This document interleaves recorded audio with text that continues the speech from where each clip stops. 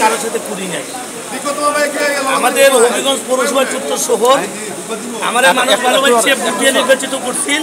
আমি চেষ্টা করছি পৌরসভায় সকলে নিয়ে ভালোভাবে থাকার জন্য এবং বৈষম্য বিরোধী কোনো রাজনৈতিক দলাদলি কাউকে কষ্ট দেওয়া এই জাতীয় কাজ করি নাই। তারপরেও যে মামলায় আমি আজকে আসামি হয়েছি এটার বিচার আইনের মাধ্যমে হবে, তদন্তের মাধ্যমে হবে। আমি সুস্থ ন্যায় বিচার প্রত্যাশা করি এবং প্রকৃতপক্ষে এই কথাটা বলতে চাই একটা সেকেন্ড, যারা এই দেশ থেকে টাকা লুটপাট করিয়া বিদেশ পাচার করছে, যারা এই দেশে হত্যা সন্ত্রাস গুমের কাজ করছে, এগুলার প্রকৃতভাবে দুনিয়া বিচারের আওতায় নেব। আর যারা আমরা নিরীহ রাজনৈতিক আমাদেরকে এই কঠিন চাপে ফেলাইয়া লাভ নাই।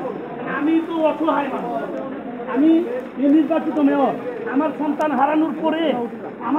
হারানোর পরে আমি কিন্তু এইখানে মানুষকে নিয়ে 3টা বছর আইতে দিনে কাজ করছি। আমি আল্লাহর কাছে এবং পৌরবাসীর কাছে দোয়া চাই এবং ন্যায় বিচার আশা করি।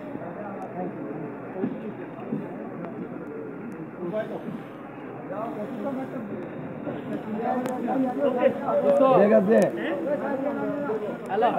যাইব ভাত খাইব